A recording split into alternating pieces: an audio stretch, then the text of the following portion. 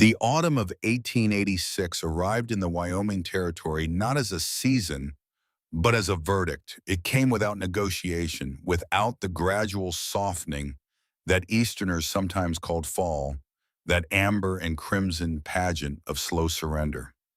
Here on the high plains east of the Laramie Range, summer simply withdrew one morning and left behind a landscape scoured to its bones. The grasses, which had been green enough through July, had cured to the color of old straw in August. And by the time September pushed into October, the hills looked like the hides of enormous animals laid flat against the earth to graze. Agnes Mercer noticed it in the behavior of the light before she noticed it in the temperature. The sun still climbed each morning, still crossed the wide sky with the same indifferent arc, but something in its quality had changed. It gave brightness without warmth, now illuminating everything with a clarity that felt less like generosity and more like exposure. The world was being cataloged. The long winter was taking inventory of what was left unprotected. She was carrying a log when the thought struck her fully for the first time. Not the idea itself. The idea had been building for weeks, assembling itself from memory and mathematics in the particular grief of being the only person in a house where two people used to sleep, but the commitment to it. The log was a length of split cottonwood, pale and dry, roughly 3 feet long, and she had been carrying it from the stack outside toward the open doorway of her soddy when she stopped in the thin morning light and understood with the clarity of a woman who has run out of reasons to hesitate, she was going to bring all of it inside. Every last cord. She stood there for a moment with the wood across her forearms, the cold already finding the gaps in her sleeves, and she made the decision with the same quiet finality she had applied to every hard thing in the nearly 2 years since Duncan died. No announcement, no consultation. She turned and walked through the door, ducked slightly under the low lintel, and set the log against the north-facing interior wall. Then she went back outside, then she went back inside. The rhythm of it was its own kind of answer to the question no one had thought to ask her. The soddy itself was a modest excavation of necessity. Duncan had chosen the site 4 years earlier with the eye of a man who understood the relationship between shelter and landscape rather than the relationship between shelter and appearances. The hills sloped gently from north to south on the eastern edge of their claim, and he had dug the structure into its north face so that 3 of the 4 walls were essentially the earth itself, packed and layered and root-threaded with a single open face looking south toward the creek. The roof was pole-framed and sod-covered heavy enough to hold heat in the fashion of all dense things, but prone to the slow infiltration that came with any construction that relied on the earth's own patience to hold itself together. Inside the single room measured roughly 12 feet by 16. There was a cast-iron stove against the east wall, its pipe running up through the roof with a flashing that Duncan had sealed 3 times and still wept cold air around its edges in hard weather. There was a table, 2 chairs, a wooden bed frame with a corn husk mattress, and the shelves Duncan had built from salvaged timber along the south wall below the single window. A small hatch in the floor near the east wall opened to a shallow pit perhaps 3 feet deep where she kept the salted meat and flour and the 2 crocks of lard through the warm months. It was not a large space. It was not meant to be large. It was meant to keep 2 people alive through the kind of winters that killed careless people and merely punished careful ones. Now it would keep 1 person alive, and Agnes intended to be more than careful. She intended to be right. The previous winter had not killed her, but it had come close enough to the edge of things that she had spent the spring and summer studying the memory of it with the focused attention she had once reserved for reading. Duncan had died in February, 3 weeks into the hardest cold snap the territory had seen in a decade. He had gone out in the dark to check on the 2 remaining cows because the sounds they made had changed in a way that worried him, and because he was the kind of man who could not hear an animal in distress and remain in his bed. He had not come back. She had found him in the morning, collapsed against the fence post. The lantern extinguished his coat open at the throat, where he had apparently grown confused enough in the final stage of cold to feel warm instead. She had buried him in April when the ground allowed it, in the small rise east of the house, where he had once said the view reminded him of the Virginia mountains where he grew up. She had mourned him in the only way she knew how, which was to keep moving and to keep thinking, and the thinking had led her through the long evenings of that first solitary summer, back to the things he had told her. Duncan Mercer had been born in a hollow in the Blue Ridge, the third son of a family that had been running sheep on those steep, fog-soaked ridges for 3 generations. He had not had schooling beyond what the circuit preacher offered on his quarterly visits, but he had grown up inside a knowledge that moved differently than book knowledge. It traveled through demonstration and repetition and the particular authority of men who had watched wrong assumptions get people killed. His grandfather had kept sheep through winters that buried fence posts to their tops. His father had survived a blizzard by crawling into the center of a huddled flock and letting the wool and the body heat and the still air inside that living mass do what no coat could do alone. Duncan had carried this knowledge west with him the same way he carried his tools and his accent as simply part of what he was. In the early years of their marriage, when Agnes was still learning to read the Wyoming sky and the Wyoming wind and all the ways the territory differed from the Pittsburgh neighborhood where she had grown up, within walking distance of 3 different streetcar lines he had taught her. Not formally, not with the self-consciousness of instruction. He taught her the way people teach when they are not aware they are teaching, which is to say by speaking his thinking out loud, by showing her his hands as they worked, by drawing her attention to things she would otherwise have missed. He had said it first on an October evening in their second year here, sitting close to the stove with a handful of raw fleece he had traded from a passing herder, holding it up to the lamp so she could see the individual fibers in the light.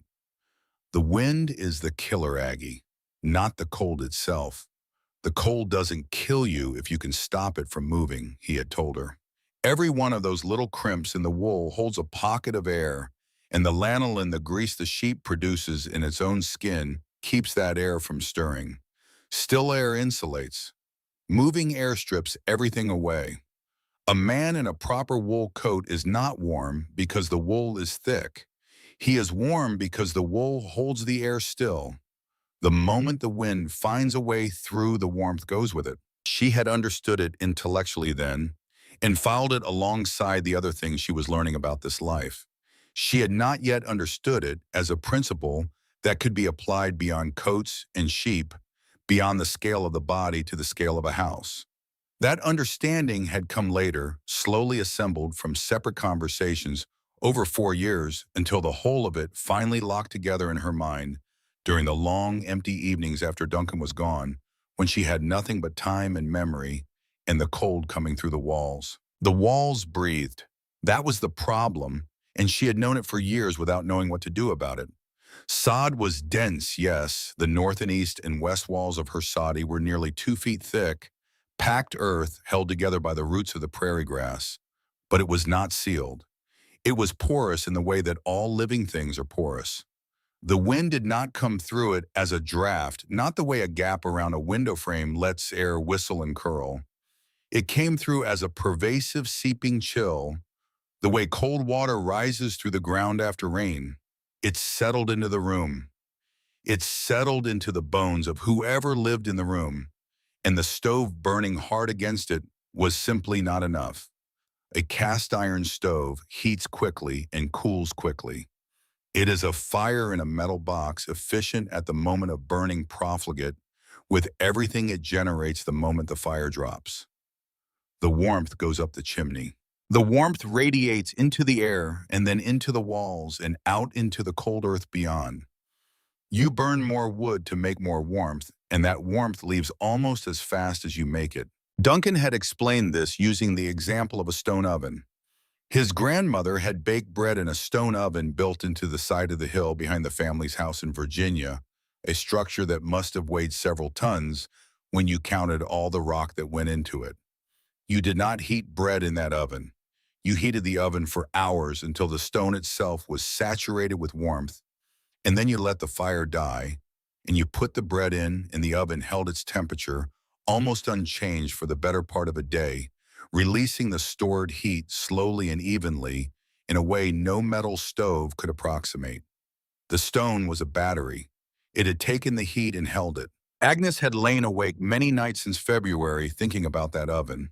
She had lain awake thinking about the wool and the lanolin and the still air. She had lain awake with the cold pressing in through the sod walls and thought, what if the wall itself could be made to hold the heat, the way the stone held it? What if the sod could be lined?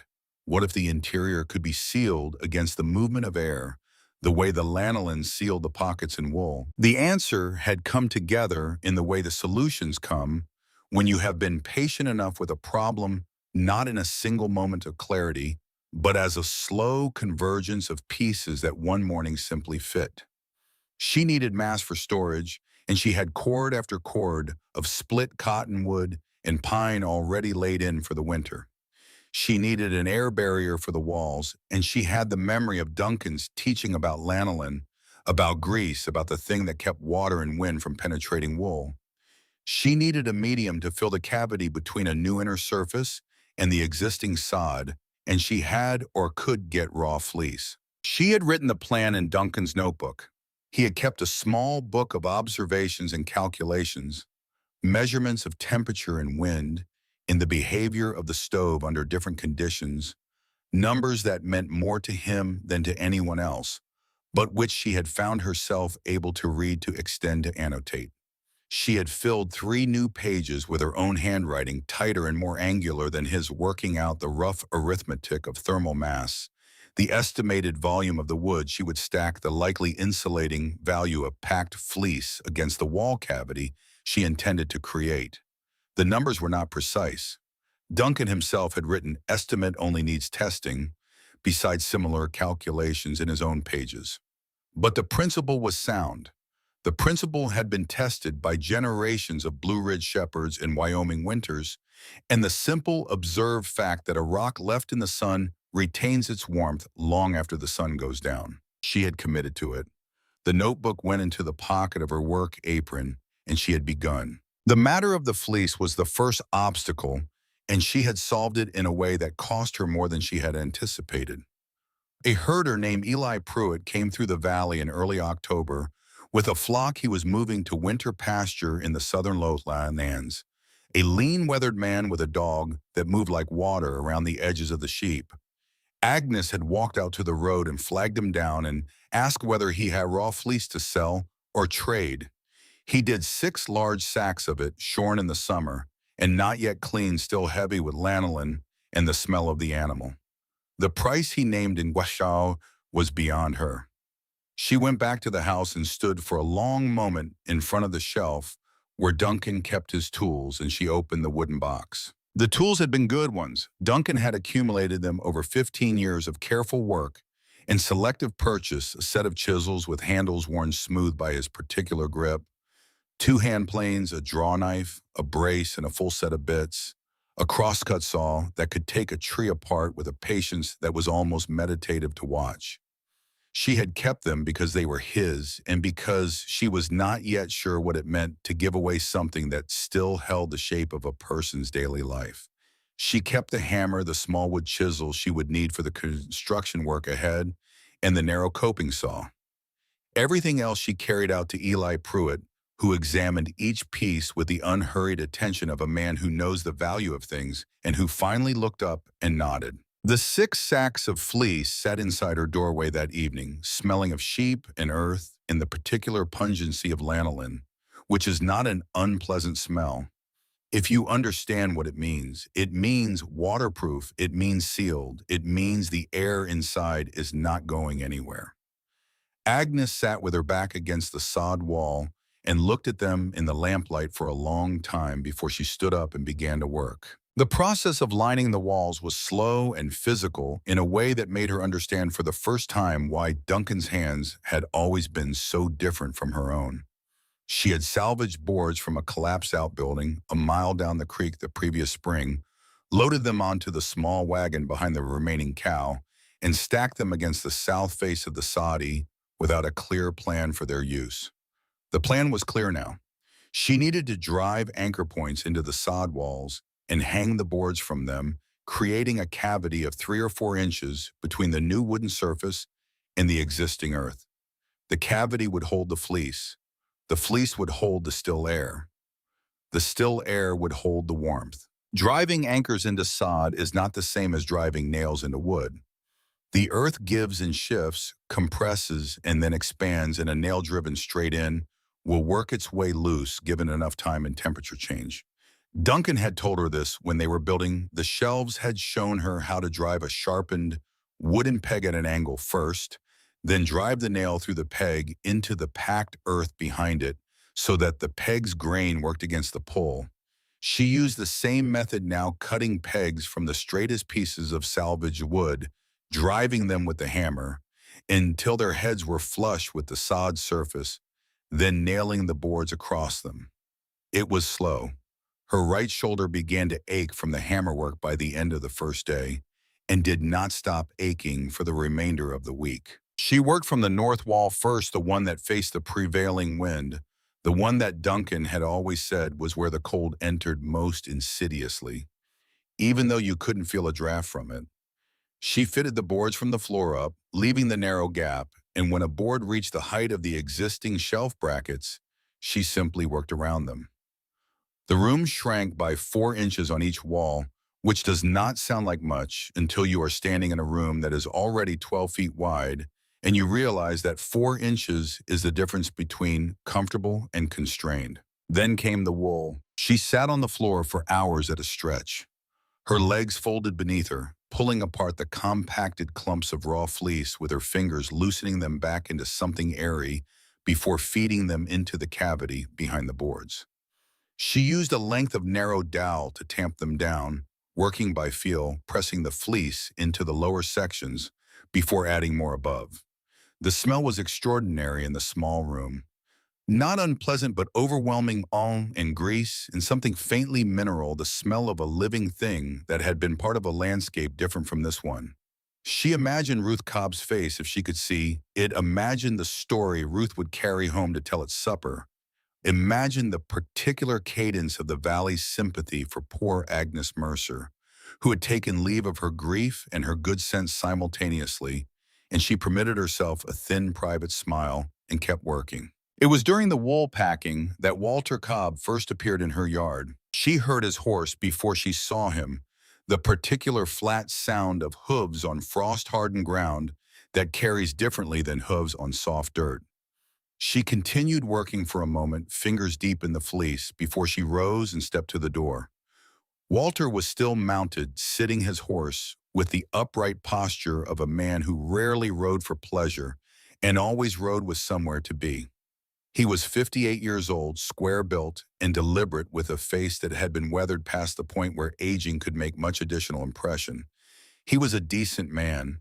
He was also a man who had learned everything he knew about winter survival from his father, who had learned it from his, and who had organized his understanding of the world into categories of sense and nonsense that had served him adequately for a long time. He looked at the cordwood stacked inside her doorway. He looked at the boards she had fixed to the north wall with their edges not quite flush, the narrow gap behind them visible if you look for it. His expression moved through several stages too quickly for Agnes to read all of them. Confusion, concern, something that looked briefly like alarm, before settling into the particular set of a man who has decided he has a duty to speak plainly. He dismounted and his boots crunched on the ground, and he stood at the edge of what might generously be called her yard, the cleared area of hard-packed earth in front of the door. Agnes, a pause in which he seemed to be selecting his words from a limited available supply. I wonder if you might tell me what it is you're doing here. Agnes wiped her hands on her apron. She had tried once before in September to explain it to him, and the explanation had fallen apart somewhere between her understanding of the principle and his categories of sense and nonsense. She tried again more carefully. The wood has mass, she told him. It will absorb heat from the stove slowly and release it slowly long after the fire is burned down. The wool in the walls traps air, and the lanolin keeps that air still, and still air insulates better than any material she could afford to buy. She watched his face as she spoke, and she could see the place where the information stopped being information and became instead a category error. He understood a fire in a stove. He understood thick walls. He did not understand the stove heating the wood, and the wood becoming a second source of warmth because it was a step removed from the direct and visible transaction of fire-producing heat. The wood going inside was not going to produce flame. Therefore, from Walter Cobb's system of categories, the wood going inside was wood wasted. Agnes, his voice had the weight of a man who is certain but is trying to be kind about it. A spark gets into that stack, this whole place burns. You won't have time to get out. He gestured at the boards on the north wall. And whatever you're putting behind there, the damp will get to it. You'll have rot and vermin by February. He paused. Your husband was a sensible man. She understood that the last sentence was meant as a contrast, and she chose not to take it as an injury. He was, she said, he's the one who taught me this. Walter Cobb looked at her for a long moment, and she could see the calculation behind his eyes. The calculation of a man deciding whether what he was looking at was grief that had bent the mind or something else he didn't have a category for. He shook his head slowly, the way people shake their heads when they have done their duty, and the other party has refused to be sensible. He mounted his horse and rode back toward his claim without another word, and Agnes stood in the cold for a moment watching him go before she turned back to the fleece and the wall. Ruth Cobb was less direct and therefore more pervasive. Agnes never saw Ruth come to look, but she understood that Ruth had looked because within 2 days she could feel the quality of the attention she received when she rode to the trading post change in that specific way that small communities have of registering collective concern. Eyes held a moment longer than necessary. Conversations paused slightly too early.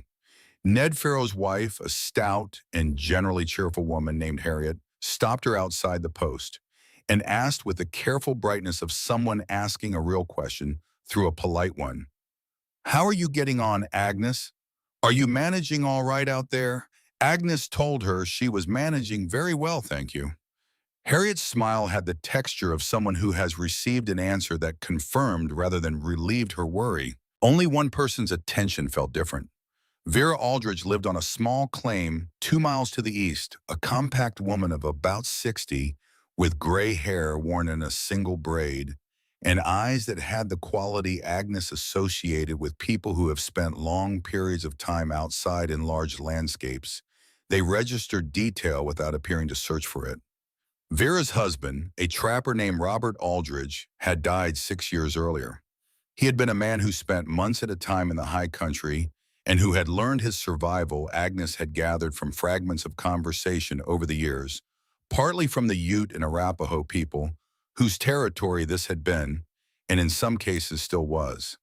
Vera had learned from Robert, and Robert had learned from people whose knowledge of this landscape went back further than any settler's grandfather. Vera came past Agnes's claim one afternoon when Agnes was outside splitting the last of the wood she intended to leave on the stack, working the maul with the economical stroke of someone who has done it long enough to stop fighting the weight of the tool. Vera stopped her wagon on the road and looked at the house and then at Agnes, and she did not say anything immediately. Most people, when they stopped, said something immediately. The silence had a different quality from the silence of someone who didn't know what to say. It was the silence of someone who was looking carefully before deciding whether anything needed saying at all. After a moment, Vera gave a single short nod, not approval exactly, but a withholding of judgment that Agnes understood by contrast to everything else she had been receiving as its own form of recognition. Then Vera clicked her tongue at her horse and drove on. Agnes had gone back to her splitting and found that the afternoon felt lighter than it had before. Cal Briggs, she noticed on the third day of the wood stacking. He was 28, broad-shouldered, with his father's claim half a mile up the creek valley. His father was a man in his 60s with a bad chest who had not been well since the previous winter.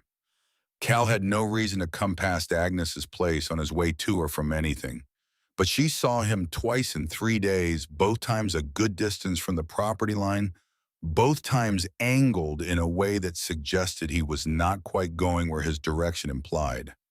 The second time she looked up from her work and met his eyes across the distance, and he looked away quickly. He was not mocking. He was watching the way people watch when they are trying to learn something they are not ready to ask about directly. Agnes registered this and filed it and went back to her work. The stacking of the interior wood was a different labor from the wall lining, less patient and more structural. She began with the north wall as she had with the wool, selecting the largest and densest lengths for the base courses, fitting them together with the care of someone building a dry stone wall, their split faces turned inward toward the room, their bark-covered backs against the wooden planking she had fixed to the sod. She worked upward, choosing each log for how it would seat against the one below, correcting tilts and gaps, building a structure that would hold its own weight without shifting. She had dismantled the bed frame on the first day of this work. It was a decision she had made without great ceremony. The mattress rolled and leaned against the south wall. The frame itself disassembled, and the boards allocated two to the east wall, stack one to a gap in the north where she had run short of salvaged lumber. She would sleep on the folded mattress in a buffalo hide on the floor in the central channel that remained between the stacked walls.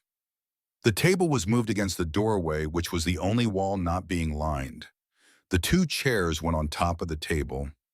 Everything had a place that was determined not by comfort or habit, but by the geometry of what remained. The room, by the time she had the north and west walls stacked to shoulder height, was claustrophobic in a way that she had anticipated intellectually, but had not fully prepared herself to feel. The walls of wood rose on both sides of the central channel with the solidity of something geological, and when she stood between them and looked from the stove end to the door end, she was looking down a passage perhaps 4.5 feet wide and 16 feet long. The ceiling, which had always been low, now felt lower because the walls rose so high on either side that the sod roof seemed close. She stood there one evening with the lamp in her hand and looked at what she had made and thought, this is either going to work or it is going to be the last shelter I ever make. Then she went back to stacking. It was the smell that she thought about most in the quiet evenings. The room smelled of raw wood, of cottonwood and pine, and the dry, dusty interior of split logs, underlaid by the persistent animal richness of the lanolin. She had grown so accustomed to it that she no longer noticed it during the day, but at night, lying on the mattress on the floor in the narrow channel with the lamp turned low, she could smell it fully again, and it did not smell like a house. It smelled like something older, like a den, like a burrow, like a place that belonged to the category of shelter, before shelter meant walls and windows and furniture arranged for living rather than simply for not dying. She did not find this unsettling. She found it in a way she could not quite have put into words appropriate. She took Duncan's notebook out most evenings and read back through his pages before writing in her own. His handwriting was large and somewhat labored, the handwriting of a man who had learned to write later than was ideal and who had never fully made peace with the pen. His observations were specific and concrete dates and temperatures. The amount of wood burned against the cold achieved notes on where the drafts came in and how they changed with wind direction. He had been building a record she understood now of how the house behaved in winter, a record she was in the process of trying to revise. One evening she found the calculations she had remembered. He had estimated in his rough way how much heat a cubic foot of dry cottonwood could absorb. The number was approximate, bracketed by question marks followed by, "Ask someone who knows the proper figures." He had never asked anyone. She did not know anyone to ask either. But the principle was not in the number. The number was just a gesture toward the principle, which was that dense, dry, wood-like stone had the capacity to accept and hold thermal energy in a way that thin metal did not. She had seen it herself when Duncan banked a fire in cold weather. The stove cooled within an hour, but the thick log he sometimes placed directly against its side would still be warm to the touch 3 hours later. The wood remembered the heat. She wrote in her own pages that evening. She wrote north wall completed to height of 6 logs, west wall 4 logs, room diminished but warm feeling increased not from fire, which has been modest, but from the wood itself holding the afternoon's heat into the evening. Duncan's reasoning appears to be holding. Testing continues. She paused her pen above the page and then wrote, I miss him most in the evenings. During the day, there is too much to do. She closed the notebook and set it on the narrow strip of table still accessible near the door. Outside, the wind had picked up one of the shouldering autumn gusts that came in from the northwest and pressed against the hillside with a sound like a large animal breathing. She could hear it in the queen above her head, could feel it as a slight but perceptible pressure change in the air. The stove was burning with a small fire steady and contained.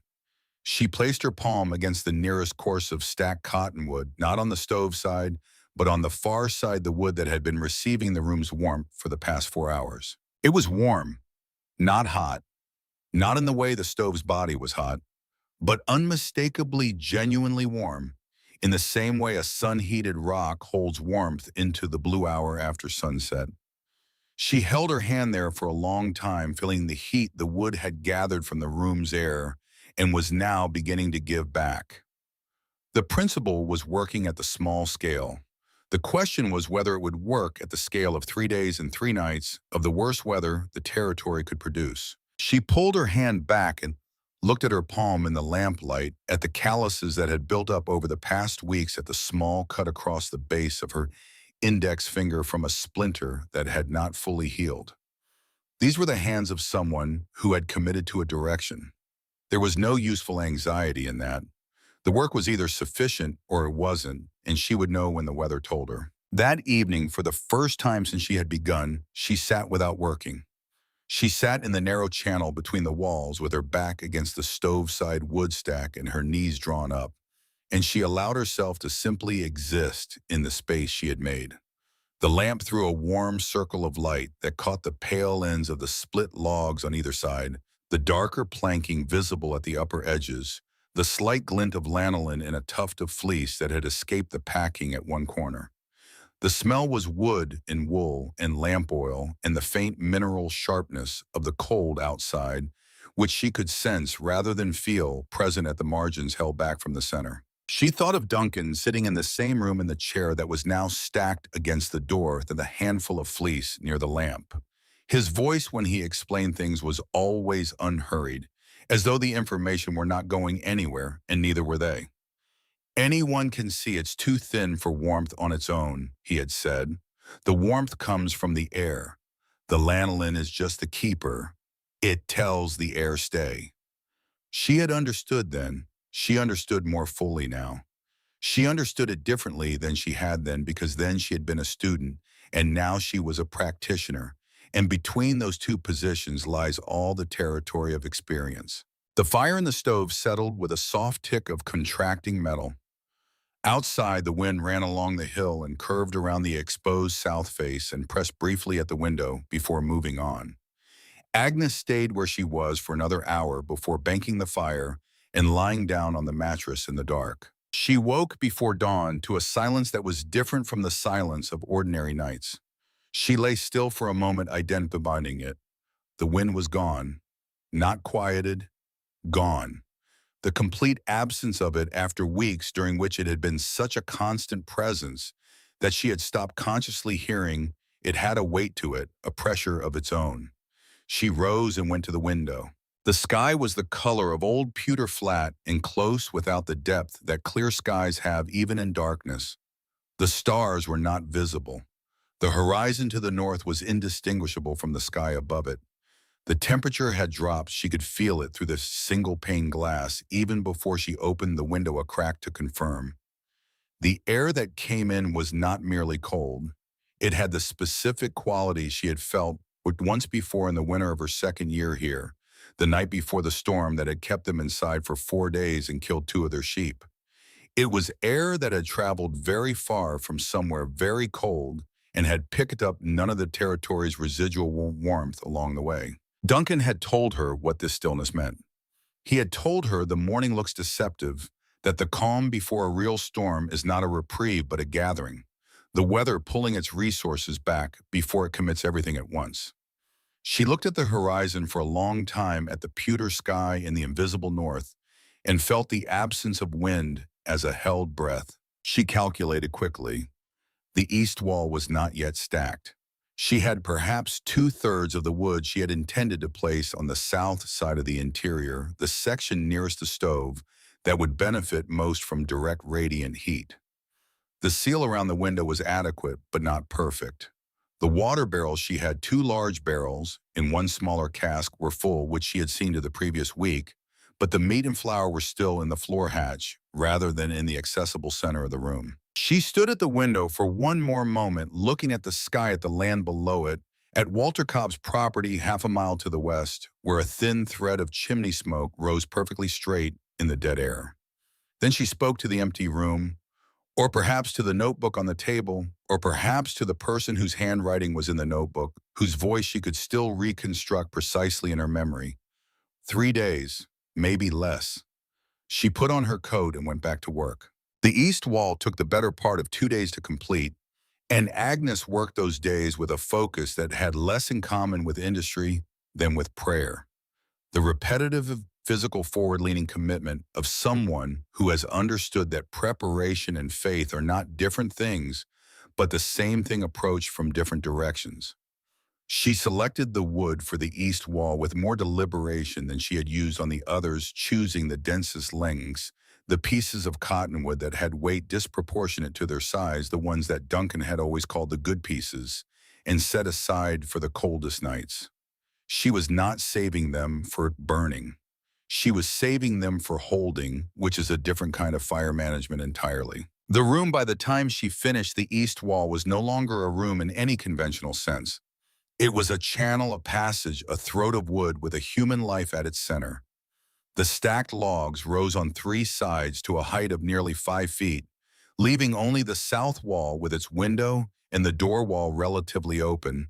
The table pushed flush against the door frame to create a narrow corridor of access. She stood at the stove end and looked toward the door, and the distance between the wood walls on either side of her was precisely enough to walk without turning sideways, and not much more than that. The ceiling of sod above seemed to have descended, an illusion produced by the narrowing of the vertical space the walls created, and the lamp on the table threw long shadows into the upper reaches of the wood stacks that made the space feel like the interior of something the earth had made rather than something a person had built. She ran her hands along the upper course of the north wall and felt the solidity of it, the mass, the dry density of wood that had been cut and split and cured through a Wyoming summer. A ton of cottonwood she had estimated in the notebook. Possibly more. The floor of the soddy groaned under it, not a structural groan, not the sound of something failing, but the complaint of compressed earth accepting a new claim on its patience. She understood the sound as acknowledgement rather than warning. The floor insulation had been Vera Aldridge's contribution, though Agnes had not fully understood it as a contribution until she was sitting on the finished result. On the second day after Agnes began the east wall stacking, Vera had appeared without announcement, stepping through the door with a look of calm practicality and setting down a bundle she had been carrying under one arm. It was cured grass, not the living grass of the prairie, but the dense, dry, tightly bundled material that certain lowland areas produced in summer, the kind that farmers sometimes use for livestock bedding, but that had properties, Vera explained, that went beyond simple softness. Vera's husband, Robert, had learned from the Ute that cold entered a sleeping body from the ground more efficiently than from the air because the earth held its winter temperature at depth and conducted it upward through whatever lay against it. The solution was to break the contact between body and ground with a layer of material that resisted conduction and dried grass packed dense enough to prevent air from circulating through it, but not so dense that it lost its loft. Did this better than most materials available to a settler without money for purchased goods. Vera demonstrated with a practical economy of gesture, spreading the grass in a layer 2 inches thick beneath the buffalo hide that Agnes had been sleeping on, pressing it even with her palms, folding the hide back over it. Agnes had remaining fleece, not much, but several double handfuls, and she packed these into the gaps where the grass didn't reach along the edges and in the corners where cold could pool. The effect when she lay down that evening was immediately perceptible. The ground beneath her no longer felt like ground. The cold did not come up through the layers and find her hip and shoulder the way it had even on moderate nights. She lay for a moment, simply registering this, the absence of a discomfort she had become so accustomed to that she had stopped identifying it as discomfort and had simply absorbed it as the nature of the night. Vera had given her back heat she hadn't known she was losing. They had sat together for a while after the floorwork was done, Agnes and Vera in the narrow channel with cups of coffee that Agnes made strong because she was nearly out of the good grounds and wanted to make the last of them count. Vera looked at the walls of wood with an expression that was neither impressed nor skeptical, but simply attentive, the look of someone assessing a structure the way a builder does for its logic rather than its appearance. She placed her hand on the cottonwood stack palm flat and held it there. She said nothing for a long moment. Then Robert showed me once how the Ute built their winter shelters with the sleeping platform raised off the ground and packed underneath. I never fully understood why until just now. She took her hand from the wood. Your husband was a thoughtful man. Agnes wrapped both hands around her cup and said only, he was working on a problem. I'm finishing it. Vera left before dark, and Agnes carried the memory of that exchange into the next day and the day after like something useful in a coat pocket, not sentimental, not performed, just present and functional. It was the afternoon of the third day after Vera's visit that Walter Cobb came back, and this time he brought company. Agnes heard 3 horses rather than one and came to the door to find Walter already dismounted and Ned Farrow still in the saddle, and George Pell standing slightly apart from both of them, his thumbs in his belt, looking at the south face of the soddy with the particular expression of a man who builds and repairs things for a living and is trying to understand what he is looking at. Ned Farrow was 50 heavy through the chest with the permanent mild frown of a man who has organized his life against risk and finds risk personally offensive. He had a wife and 4 children in a cabin a mile and a half to the south, a solid structure, by local standards, well chinked and snug, and he had survived every winter since coming to Wyoming without losing anyone to the cold, which he took as evidence that his methods were correct. Walter spoke first because Walter was the one who had appointed himself to this task. He said what he had said before about fire risk and added to it the concern about structural integrity, the weight of all that wood pressing on sod walls that were never designed to bear an interior load of that magnitude. Agnes listened to this with her arms crossed against the cold, not defensively, but because it was cold and she was tired and she did not have the patience to pretend the wind wasn't cutting. She acknowledged that the floor had registered the weight and told him she had assessed it and was satisfied it would hold. Ned Farrow cleared his throat. He was a man who expressed concern in the language of generosity, who could only offer criticism if he could frame it as an invitation. Agnes. His voice had the careful warmth of someone approaching an unpredictable animal by a roundabout route. Margaret and I have talked it over, and we want you to know there's a bed for you at our place through the winter. You wouldn't be any trouble. The kids would be glad of the company. He paused. There's no shame in it. A woman alone out here this time of year, it's not a criticism of your capabilities. It's just practical. She heard the whole of what he was saying. She heard a woman alone and not a criticism and practical. And she understood that these words were meant kindly and that the kindness in them was real, even if its architecture was condescending. She understood that Ned Farrow genuinely believed he was offering her something valuable, and she understood that his certainty came from a place of real care for his neighbors and real fear of what Wyoming winters did to people who were not careful. She also understood that accepting his offer would mean leaving the system she had built at the precise moment when the system needed to be inhabited and tested, which would make the entire autumn's labor meaningless. I'm grateful, Ned, truly. Her voice was steady, more resolved than warmth. But I'll be here. George Pell had not spoken yet. He was still standing slightly apart, and now he moved to the doorway and looked in, not pushing past Agnes, but angling himself so that he could see the interior. She watched his eyes move across the stacked walls, the narrow channel, the planking visible above the wood, where the fleece was packed behind it. His face had a different quality from Walter's or Ned's. He was a man who made things from metal, who understood heat as a working property of materials rather than as a simple comfort, and something in what he was seeing was engaging a part of his mind that the other two men hadn't brought to the conversation. He looked for perhaps 30 seconds. Then he stepped back and said nothing, and the three men exchanged a look that Agnes read as the look of people who have done what they came to do and cannot do more.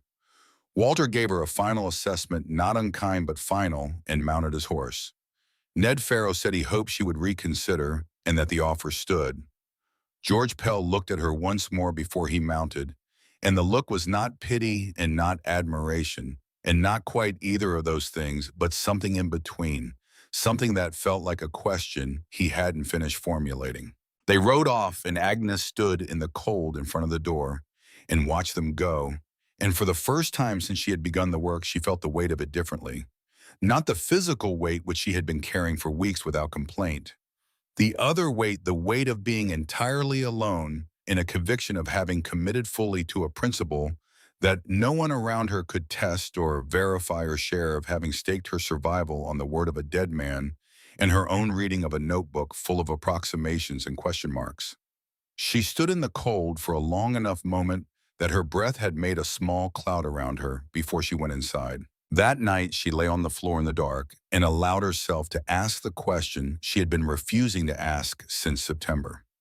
Not whether the principle was sound. The principle was sound she was certain of, that certain in the way you are certain of things you have tested at the small scale and watched behave as predicted.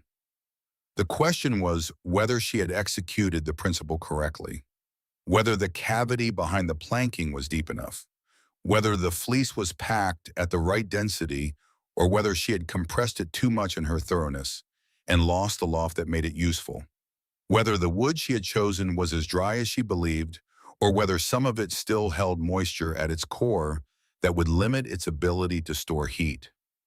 Duncan's notebook had the principle. The execution was hers alone. She got up and lit the lamp and took the notebook from the table and read his pages again, not looking for reassurance but for evidence. She found the page where he had written in the context of a different observation about the stove's behavior. A thing that holds must first be full heat is not stored where there is nothing to receive it. She read that sentence 3 times, then she wrote below it in her own hand, "The wood has been receiving the room's warmth for 6 weeks. It is not empty." She set the pen down and closed the notebook and lay back down in the dark, and this time when she closed her eyes, the question had not been answered, but it had been located, which is a different thing, and in its way more useful.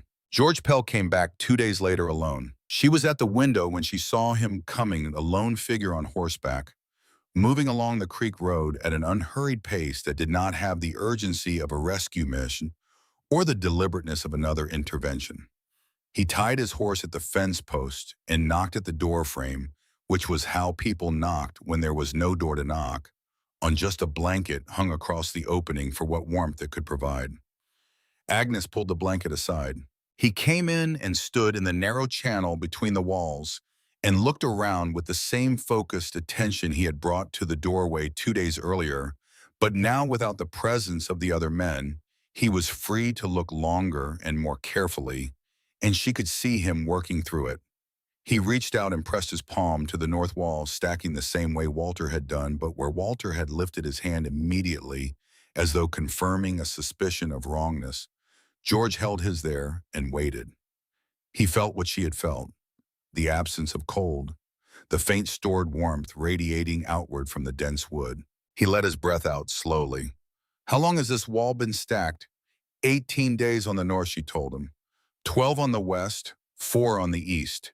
He looked at the east wall and then at the north, and she could see him comparing them, feeling the difference in his palm. The north wall is warmer. It's had more time to receive heat from the room. He was quiet for a moment. Then, "What about when the fire's out? How long does it hold?" She told him about the night 3 weeks earlier and when the fire had burned down, and she had woken to find the air still livable, had sat in the dark, counting the minutes an hour and more before the chill began to return. He absorbed this without visible reaction. Then he asked her the question she had not been asked before, the question that required actually thinking about the system rather than reacting to it. The wool behind the boards, if the damp gets into the sod from outside and works its way through, does the lanolin hold against that, or does it just slow it down? Agnes had thought about this. She had thought about it at length during the wool packing and had arrived at an answer that satisfied her, but that she had not been asked to articulate before. The lanolin, she explained, doesn't simply repel surface moisture the way oilcloth repels rain. It is incorporated into the fiber itself and changes the fiber's fundamental relationship to water. The wool can absorb a significant amount of moisture vapor before the lanolin's insulating properties begin to degrade, which means that even in conditions where some humidity is moving through the sod wall, the wool maintains its effectiveness longer than an inorganic material would. The critical thing was the outer layer of the cavity, the part nearest the sod, which she had packed densest to maximize the barrier. George listened to this with his head slightly down in the posture of a man running calculations. Then what's on the outermost layer, the part touching the planking on the sod side? The densest fleece, she told him, in the planking itself had been chosen for the flattest pieces to minimize gaps. He was quiet for another moment. Then he turned and went back to the door and pulled the blanket aside and left without further conversation. Agnes stood in the narrow channel and heard his horse move off and felt the peculiar flatness of an exchange that had been substantive without being conclusive. 3 days later, his wife came to the door. She was a small woman named Clara, neat and composed, carrying a folded piece of heavy fabric. She did not come inside. She held out the fabric and said her husband had sent it and thought Agnes might find a use for it. Agnes took it and shook it out and recognized it immediately: oilcloth, the heavy wax canvas used for saddle covers and tool wraps, water-resistant and supple and strong. A piece perhaps 4 feet by 6. He said to tell you it goes on the outside, Clara said, wherever the wood faces the sod, and she walked back to her wagon. Agnes stood in the doorway holding the oilcloth and felt something shift in her chest that she had not expected and could not immediately name. It was not gratitude exactly, though gratitude was part of it. It was the specific sensation of a belief that has been held in isolation, suddenly discovering it is not entirely alone, not confirmed, not proven, not celebrated, just quietly acknowledged by one other person in a way that cost that person something. George Pell had sent his good oilcloth. He had not come himself. He had not changed his public position or offered an endorsement. But he had acted, and action said things that social positions could not afford to. She worked the oilcloth into the remaining exposed gap on the east wall between the upper courses of firewood and the planking above the section where moisture from the sod would be most likely to migrate. She wedged it in flat against the plank surface, smoothing it with her palms, and when it was in place, she stood back and looked at the wall and thought, this is better than what I had this morning. That was the whole of the standard she was applying. Every day, better than the morning. The sky changed on the 21st of November. Agnes knew it before she looked at it, knew it from the quality of the dark. When she woke before dawn, from the specific density of the silence outside. A silence that had a different texture than the ordinary pre-dawn quiet. She rose and went to the window, and what she saw stopped her completely for a long moment. The sky to the north was not dark. It was a shade between gray and white, uniformly flat, without stars, without gradient from horizon to zenith, as though the sky had been sealed from above with something opaque and close. The temperature had dropped dramatically overnight. She could feel it through the glass before she opened the window crack, not the moderate cold of a November morning, but something with intent behind it, something that had traveled a long distance to arrive here with a specific purpose. She went outside in her coat and boots and stood in the yard. The wind was completely absent. This was not the lull between gusts. The air was not moving at all. And the absence of movement in Wyoming air was itself a kind of information, the way silence in a normally noisy room tells you something has changed that you need to pay attention to. Her breath rose straight up and disappeared. The grasses along the creek had a frosted stiffness that went beyond overnight cold. Across the valley, she could see Walter Cobb's outbuildings clear and sharp. In the flat gray light, every detail precise, in the way that distances become precise when the atmosphere loses its moisture content in advance of a large weather system. She watched Walter's barn for a moment.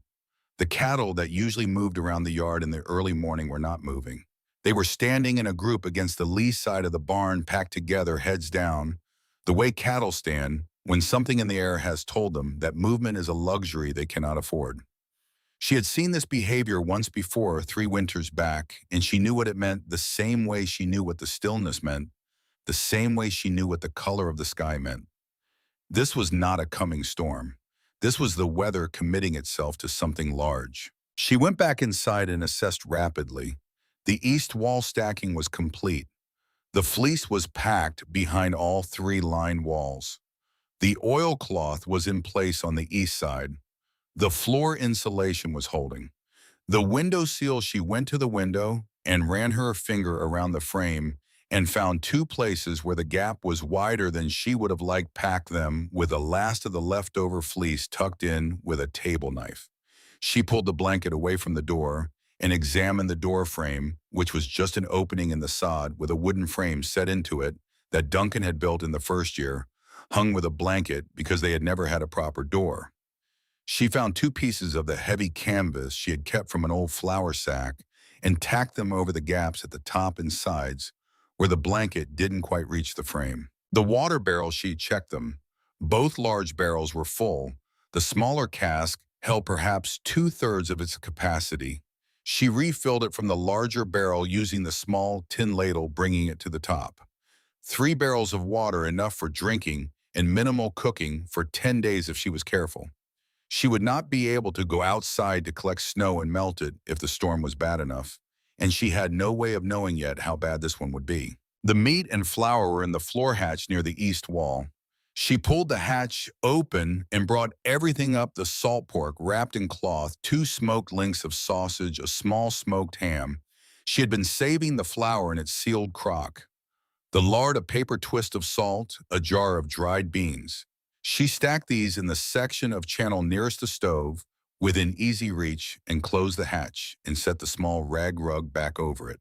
She would not need to open it again. She was checking the stovepipe, flashing the fitting where the pipe exited through the roof, which Duncan had sealed and resealed, and which she had resealed again in September, when she heard footsteps outside, quick ones, someone moving across the frozen ground with more urgency than the morning required. She came to the door and pulled the blanket aside. Cal Briggs was standing in the yard, breathing hard from what had clearly been a half-mile run. He was in his coat and boots with no hat, his dark hair pressed flat by the cold, his face carrying the specific expression of someone who has made a decision while moving and has not yet had time to reconsider it. He was not a man who talked easily or at length, which she had understood from the 2 times their eyes had met across the distance of her yard, and he did not work up to what he had come to say.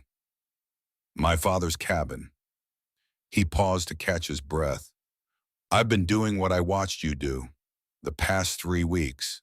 Grass in the walls, some wool I got from Pruitt when he came back through. But I didn't finish. The north section of his wall where the wind comes under the eave, I didn't get to it. And now," he stopped and looked at the sky with a look that contained the same information Agnes had read in it an hour earlier. "Now I'm out of time." She looked at him steadily. He was not asking her to come and do the work. He understood she couldn't leave her own place now, not with the sky looking like that. He was asking for something he couldn't quite frame directly, which was whether what he had done was enough or whether the gap in the north section would undo it. She asked him how wide the unfinished section was. He told her roughly 3 feet from the north corner to where the eave support came down. She asked whether he had any material on hand. He said he had a little dried grass left, but nothing for the outermost layer, nothing to hold against the direct wind pressure if it found the gap. She went inside without speaking, which made him wait, and found the last corner of the oilcloth, not the piece she had used on the east wall, but the trim section that had been too small for that application, in which she had set aside without a specific plan for it. She brought it out and held it toward him, and as his hand came up to take it, she held it a moment longer, while she told him what to do with it. Pack whatever material he had, and as dense as he could, into the gap first, then lay the oilcloth flat against the outermost surface and tack it in place so the wind couldn't lift it at the edges. It would not be perfect. It would be better than nothing, which was the only standard available to them at this point. His hand closed on the oilcloth. He looked at her with an expression that had several layers to it, relief on the surface and something more complicated underneath, something that might have been the beginning of the realization that he had been right to watch and learn, and that watching and learning was not the same as understanding, but was better than neither. He turned and ran back the way he had come. Agnes stood in the yard for a moment after he disappeared beyond the rise and felt the sky pressing down with its flat, sealed weight. The oilcloth was gone, which was fine. The oilcloth had been extra.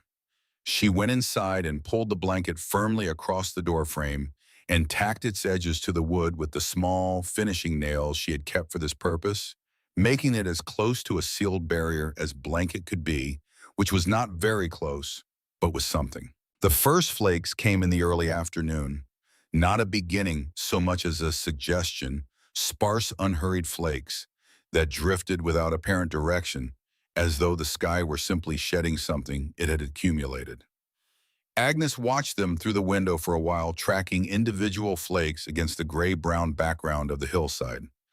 By the time the afternoon light began to fade, the flakes had thickened into a curtain, and the hillside was no longer visible, and the window was no longer useful as a source of information about the outside world. The wind returned at dusk. It did not build gradually the way ordinary wind builds, starting from a gust and working toward a sustained blow. It arrived fully formed, a sudden application of pressure that hit the north wall of the soddy with a concussive force she felt through the soles of her feet rather than heard with her ears. The sound it made was not the keen whistle of wind around corners, but something lower and more continuous, a vibration in the sod and the roof poles, in the very ground beneath the floor, a frequency that lived below language and operated directly on the nervous system. She had heard wind in Wyoming before. She had never heard it like this, not as weather but as a geological event, something that the landscape itself was doing rather than something passing through it. She lit the stove. She used 3 pieces of cottonwood split to finger thickness, set in a careful arrangement that would catch and burn steadily rather than hot, because hot was waste and steady was purpose. The fire established itself in the controlled way of a small fire that has been given exactly what it needs and nothing more. And she set the coffee pot on the iron surface and sat back on the folded mattress and listened to the room. Inside, the sound of the storm was transformed. She had expected to feel it, acutely expected the narrow channel to amplify every concussion and pressure change. But instead, the wood walls absorbed the sound, the way all dense things absorb sound, filtering the roar into a low, distant vibration that she felt more than heard. The blanket across the door moved slightly with each major gust, but did not billow. The window held. The stovepipe vibrated in its flashing, and she watched it carefully for the first hour, ready to address any opening that might develop, but the seal held. The room's temperature was holding. She had not expected this so quickly. She had expected the cold to make itself felt in the first hours of the storm, while the wood walls were still receiving more heat than they were storing, but the channel was livable. Unmistakably livable, warmer than it had any right to be, given the violence of what was happening 6 inches beyond the sod. She sat with her cup and listened to the difference between outside and inside, which was not a difference in temperature alone, but in the quality of the air itself. Outside, the air was moving at a speed that turned it into a weapon. Inside, the air was completely still. The wool behind the planking was doing what lanolin did, what generations of Blue Ridge shepherds had relied on it to do. It was telling the air to stay. She wrote in the notebook that first evening. She recorded the approximate temperature, cool enough to see breath in still air, not cold enough to feel dangerous, the size of the fire she was maintaining. and the observation that the north wall, 14 days into its receiving of the room's warmth, was radiating a perceptible heat back into the channel. She wrote, "The system is a conversation. The stove speaks first. The wood answers slowly. The wool makes sure nothing leaves the room." She paused after writing this and looked at it and thought that Duncan would have found this formulation satisfying, not because it was precise, but because it was accurate in the way that descriptions of principles are accurate when the principle is real. She slept that first night without waking, which surprised her. She had expected to lie alert through the dark, tracking the storm's behavior and the room's response to it, measuring and worrying. Instead, she woke to gray light and the same low sustained roar and found that her body had made its own assessment of the situation and had determined that sleep was safe. This struck her as a meaningful data point. The body knows what the mind sometimes refuses to. Through the second day, she developed a rhythm. Small fire at dawn enough to bring the stove surface to a modest heat. A larger addition at midday, 4 pieces split cottonwood to put heat back into the wood walls after the overnight. A banking fire at dusk, 2 pieces enough to maintain the stove's warmth through the evening. She ate sparingly a small portion of the salt pork with cornmeal at midday, a cup of broth in the evening, a piece of hard biscuit in the morning. She was not hungry in the way she had expected to be hungry. The warmth of the room reduced the body's demand for fuel because the body was not burning its own reserves to maintain its temperature. She was adding the midday wood on the second day when she heard the sound she had not been prepared for, a crack sharp and sudden from the north wall. She went still immediately, her hands still on the piece of wood she had not yet placed, and listened. It did not repeat. She set the piece on the stove and went to the north wall and placed both palms against the highest course of logs, pressing in, testing for movement or shift. The wall was solid. The crack had been thermal, the wood adjusting to the heat it was absorbing, expanding in its inner surface, while its outer surface remained cool. She had heard Duncan describe this in the context of firewood left too close to the stove. The wood was doing what dense materials do when they receive heat unevenly. It was working. On the morning of the third day, she woke and found that her lamp had burned out. The darkness was absolute in a way that darkness in a room with a window is not ordinarily absolute, because the window was entirely covered by snow and no light came through it. She lay for a moment in total blackness and felt the quality of the air, which was her first source of information now that sight was gone. It was cool. It was not cold. She could breathe without the air feeling like an assault. She reached out from the mattress and found the edge of the nearest log stack, by feel, pressed her palm against it, and felt what she felt every time she did this: the wood was warm. She found the lamp by memory in the small supply of oil she had kept in the crock beside the stove, and she discovered that she had approximately enough for 1 full day of lamp burning or 2 days of limited use. She chose limited use. She lit it for the time it took to assess the stove, the fire was out, the iron surface cool, and to count her remaining firewood. She had used less than she had planned. The walls had done their work. The stove had needed feeding less frequently than she had calculated because the wood walls were supplementing it, turning the room into something that maintained its own warmth, rather than depending entirely on the stove's fire. She made her decision about the stove in the lamplight and then extinguished the lamp.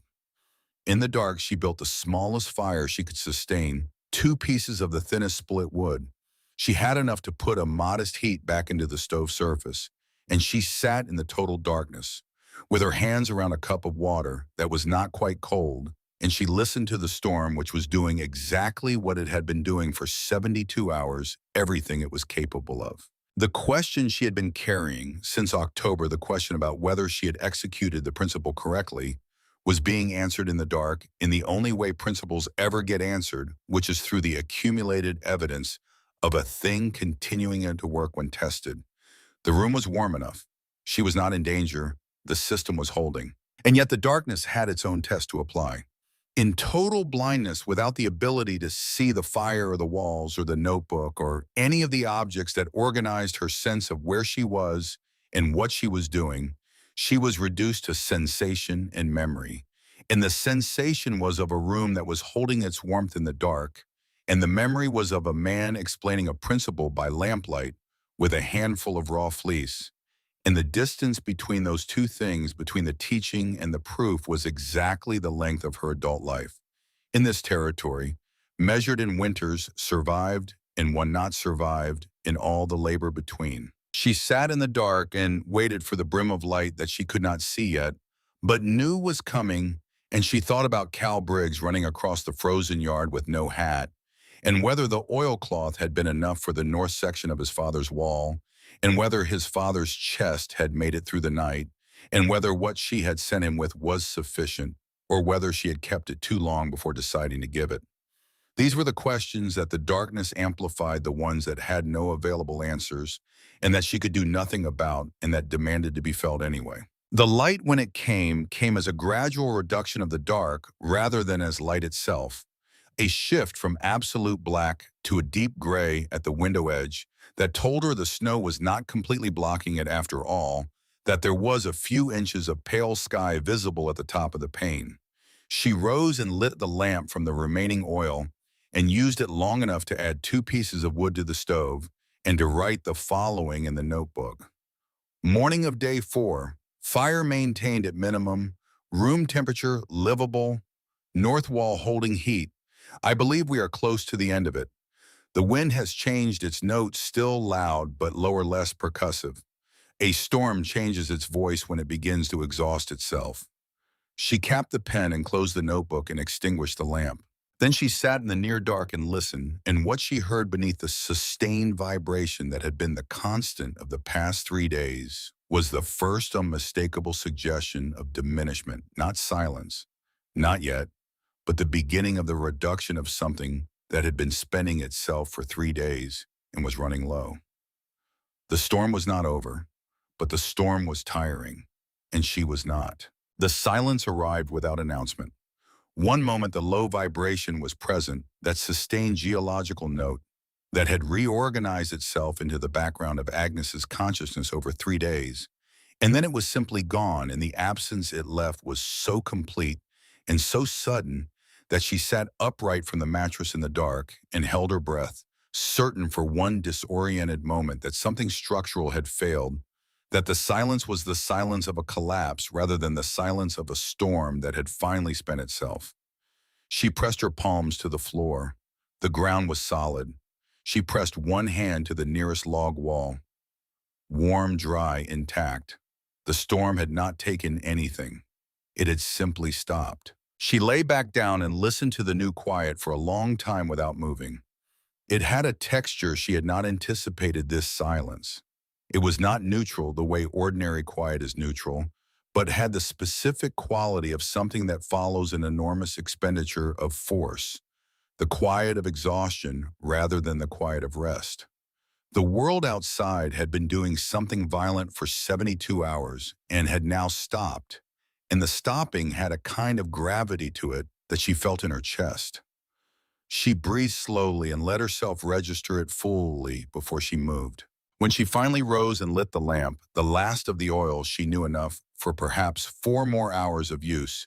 If she was careful, the room looked exactly as it had looked for the past 3 days, and yet felt entirely different. The narrow channel, the stacked walls on both sides, the stove, the table pressed against the door frame, all unchanged. But without the vibration beneath everything, without the low-frequency pressure that had been the storm's constant assertion of itself, the space felt larger. It had recovered its character as a place someone had made rather than a place someone was enduring. She stood in it for a moment before she went to the window. Snow. The window showed nothing but snow. A uniform white pressed against the outside of the glass, which meant the drifting had come at least to the eave line on the south face. The window was not broken. The seal she had pressed into the frame gaps had held. She went to the door and lifted the tacked edge of the blanket and pushed against the wood frame beneath it. The door frame held a simple bar latch which she lifted and she pushed. The door moved perhaps 3 inches and stopped against the solid weight of packed snow. She pushed harder. The snow did not give. She assessed the available volume. She had 2 empty water barrels. The smaller cask still held water, which she would need, but both large barrels had been emptied and refilled from snowmelt twice during the storm and were now empty again. She could fill them with snow and use them as temporary storage. The floor space at the door end of the channel was occupied by the table and the stacked chairs. She moved the chairs to the top of the nearest log wall and the table flat against the east wall stack, opening the door end of the channel to its full width. She worked with the coal shovel. She drove it into the snow face that appeared when she pulled the door open. Those 3 inches filled the shovel, brought it back inside, packed it into the large barrel. The snow was dense and heavy, compacted by its own weight, and each shovelful was a full effort. Her back, which had been complaining since the first week of the autumn's labor in a steady undertone that she had learned to ignore, escalated its complaint into something that required active management. She stopped periodically to straighten fully and press her fists against the muscles on either side of her spine and breathe until the sharp edge of it softened back into the dull register she could work through. The channel between the door and the first barrel was narrow enough that she had to shovel, turn, dump, and return in a confined sequence that became its own rhythm over the course of the morning. Fill, turn, pack, return. The 2 large barrels filled, and she began piling snow directly on the floor in the space she had cleared, banking it against the base of the east wall stack. It would melt eventually. The floor would be wet. This was an acceptable consequence of getting out. By midday, she had moved enough snow that the door swung open 18 inches, then 2 feet, then enough for her to angle her shoulder through into the snow tunnel she had created. She could not see sky yet. The snow above the door extended at least another 2 feet, packed solid by the weight of what lay above it. She drove the shovel upward, angling it, cracking the compressed surface, pulling chunks down into the tunnel. Snow fell on her shoulders and into her collar, and she kept working, angling upward, until the shovel broke through into air, and pale cold light fell down through the hole in a thin column. She widened the hole methodically, working in a circle, enlarging it from the size of a shovel blade to the size of a barrel top to something large enough for her to push through with her arms extended above her head. She went out into the world on her belly, crawling through the last section of the snow tunnel like something being born, which in the way that all survivals are a kind of re-entering she supposed she was. The light was extraordinary. She had been in near darkness or lamplight for 4 days, and the full spectrum reflected glare of a snow-covered Wyoming landscape under a cleared sky hit her vision like a physical force.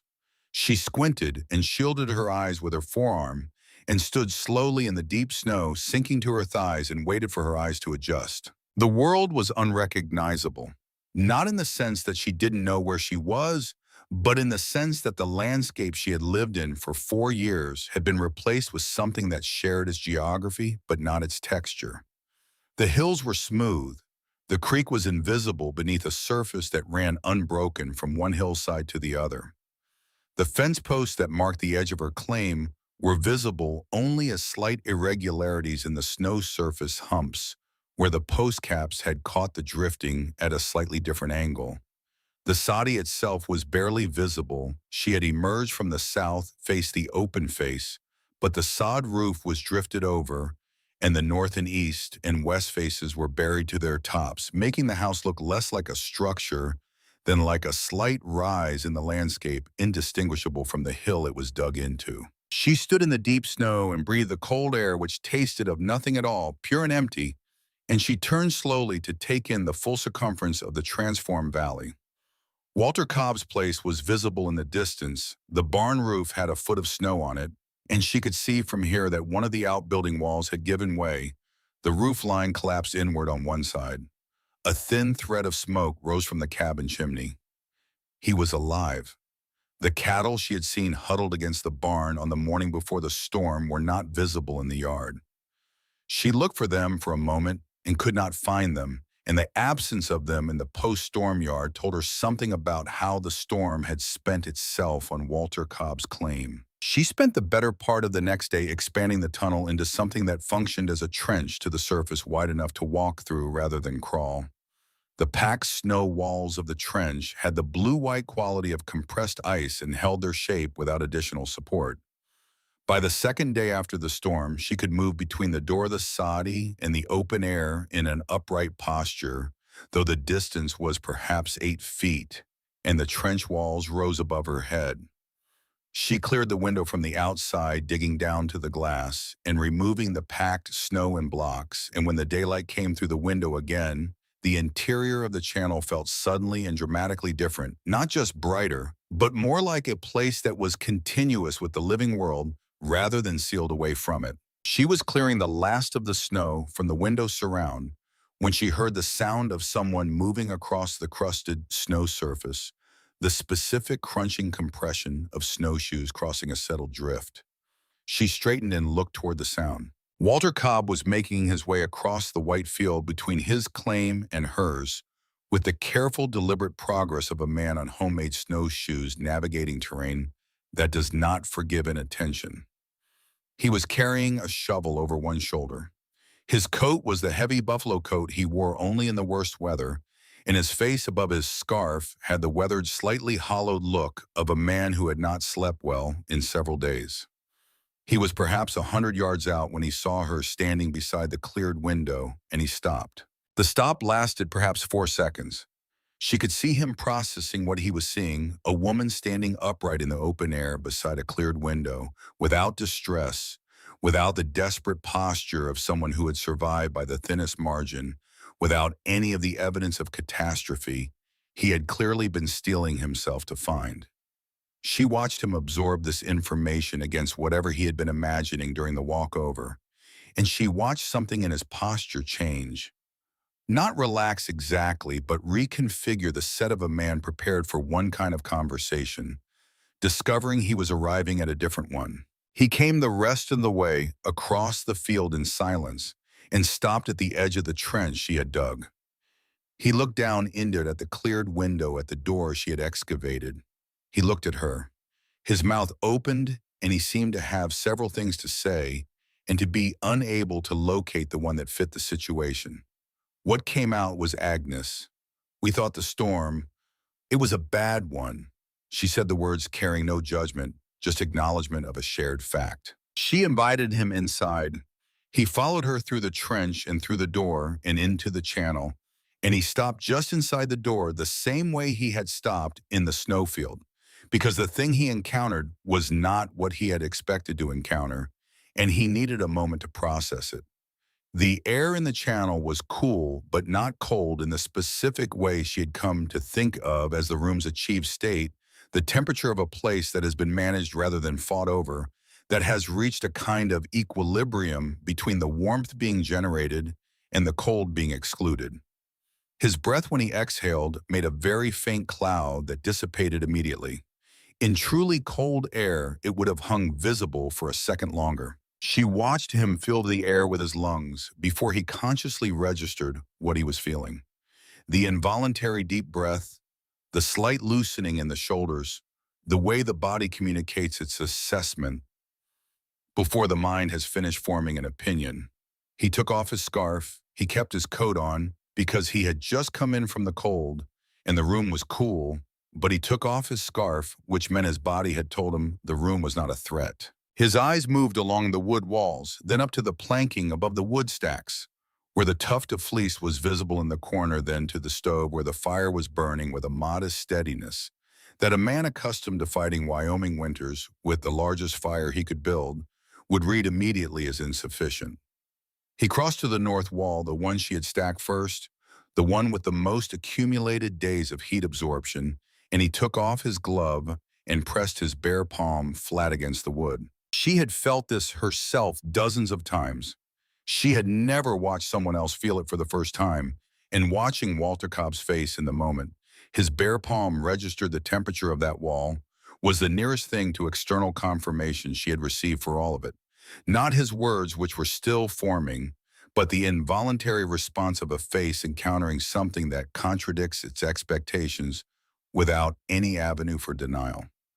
The wood was warm, not the warmth of a surface near a fire, but the warmth of stored energy, deep and steady and quiet, The warmth of something that had been absorbing heat for weeks and had become in its patient accumulation a source in its own right. He kept his hand there for a long time.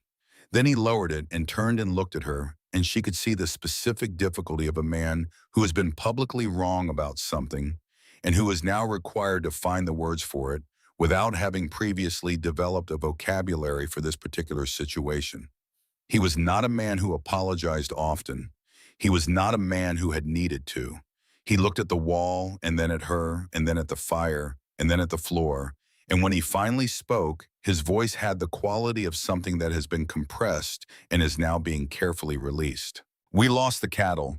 He said it not as a non sequitur, but as the only available entry point into what he needed to say, because talking about his own losses was easier than talking about her correctness. All of them. Froze in the barn overnight the second night when it really came down. The barn wall gave on the north side. He paused. Ned Farrow's youngest, too. They didn't. He stopped. He pressed his lips together and looked at the ceiling. The cabin was too cold. Ned had the big fire going, but it couldn't. Agnes went still. She did not move or speak while Walter found his way through this because there was nothing to move toward and nothing to say that was useful while he was in the middle of it. She had thought about the Farrow children during the storm in the abstract way you think about people you cannot help. From inside a buried house, a low background worry that had no outlet and so had remained unexpressed. Hearing it confirmed did not feel like information so much as a weight settling onto a place that had already anticipated it. Walter looked down from the ceiling and his eyes were wet, not with tears but with the general moisture of grief held back by the kind of effort that costs something. He had a good fire, he said again, and this time she understood that he was not explaining Ned Farrow's failure, but trying to locate the boundary of culpability, trying to understand where ordinary preparation ended and whatever Agnes had done began, and what the distance between them measured in terms of what could have been prevented and by whom. It wasn't enough. The cold came through the walls, even with the fire. She poured him coffee from the pot she had kept warm on the stove surface. The cup was the one with the chipped handle, the one she always used herself, and she gave it to him because it was the one closest to hand and because this was not a moment for fussing over which cup was appropriate. He took it with both hands, and the warmth of the cup against his palms seemed to help him, seemed to give his hands something to do that was not helpless. He drank, and she watched him, and she did not offer condolences in words because words in this context were not the right instrument. After a long silence, when he put his bare hand back on the north wall, almost without seeming to intend it, the way people touch things they are trying to make real to themselves. He held it there. He took a breath. 2 children, he said, not to her, but to the wall, or to himself, or to whatever accounting he was trying to keep. And I told you this was... He stopped. He took his hand from the wall and looked at it as though it belonged to someone else. I was wrong, he said, the words coming out flat and plain, without ceremony, without the architecture of apology. About all of it. The wood, the wool, the whole of what you were doing. I was wrong. She had imagined this moment in the way you imagine vindications when you are working in isolation and need something to sustain you. She had imagined it as satisfying in the clear, unambiguous way of a problem solved. It was not like that. It was heavy with Ned Farrow's children and Walter's cattle and the specific sorrow of a truth proven at the wrong cost. She did not feel triumph. She felt the loneliness of having been right in a situation where being right did not bring back what was lost. You believed what everyone believed, she said. What made sense from what everyone had always seen. She was not absolving him because absolution was not hers to give. She was locating the mistake correctly, which was the only useful thing she could do with it. What Duncan taught me, he learned it from watching things that most people around here have never had occasion to watch. That's the whole of the difference. Walter Cobb sat for a while longer and drank his coffee and did not talk much, which was appropriate. When he left, he did not make promises or proclamations. He simply said he would be back and that he would bring Ned, if Ned was willing to come, and that there were others who would want to see this for themselves. Agnes nodded. She understood what was beginning, and she was not certain yet how to feel about it. Cal Briggs came the next day. She heard the snowshoes on the crust before she saw him, and when she emerged from the trench into the open air, he was already crossing the field at a pace that suggested he had been moving urgently for a while. He was not alone. Beside him, slower and leaning slightly into each step, was an older man, thin white-haired, wrapped in so many layers he seemed almost spherical, who she understood immediately was his father. The old man was eleven walking and putting his own weight on his own feet, which was the information she had been waiting for without fully acknowledging how much she had been waiting for it. Cal stopped 6 feet from her, and his face had the specific expression of someone who has arrived at a destination they were not certain they would reach. He was not a demonstrative man, but his relief was not something he could keep entirely internal. It moved through him visibly, a brief loosening of everything he had been holding tightly for 4 days. The oilcloth held, he said. The 3 words carried the weight of everything they stood in for. She looked at the older man, who was looking back at her with the pale, slightly stunned expression of someone who has survived something large and has not yet decided how to arrange his feelings about it. His breathing was careful, measured the breathing of a man with a chest that requires management. But he was breathing. "Mr. Briggs," she said, and he nodded once, a slow and deliberate nod that was its own complete sentence. Cal told her what the storm had been like inside the cabin, not in a rush but methodically, the way a man with a technical mind reports on an experiment. The north section gap had been the problem he had feared it would be. He could feel the cold working through that area differently from the rest of the walls, colder and more penetrating, a localized failure in the system. The oilcloth had not fully stopped it, but had reduced it enough that the fire which he had fed continuously through both the worst nights could keep ahead of the loss. His father had not been comfortable. His father had been in genuine danger for perhaps 12 hours of the second night, when the temperature in the cabin had dropped to the point where their breath was visible even near the fire. But the system, incomplete, improvised, half-learned from a distance, had been enough. Enough was not the same as what Agnes had achieved, but enough had kept a man breathing. She asked him what he wanted to do differently next time. The question surprised him. He had come to thank her, not to be asked a technical question, and the shift in register took him a moment to navigate. Then he thought about it seriously, which was the right response, and told her the north section needed the full treatment, fleece and planking and oilcloth, not just the patch. The floor insulation was inadequate. The window had let cold through at its lower frame.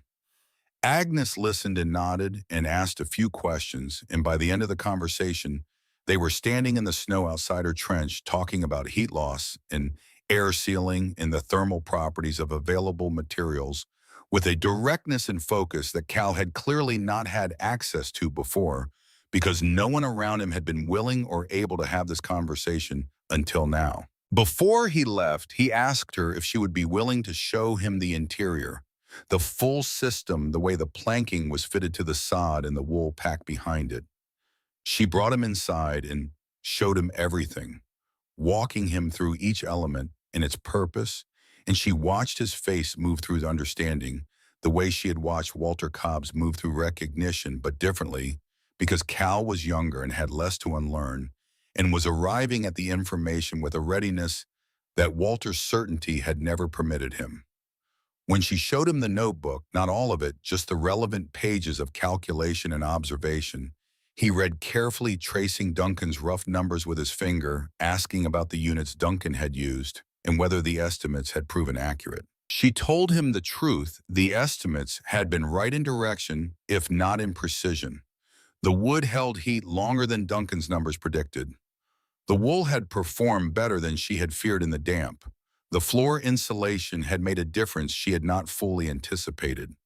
The system as a whole had behaved better than its individual components would have suggested, which she thought had something to do with the way the elements reinforced each other.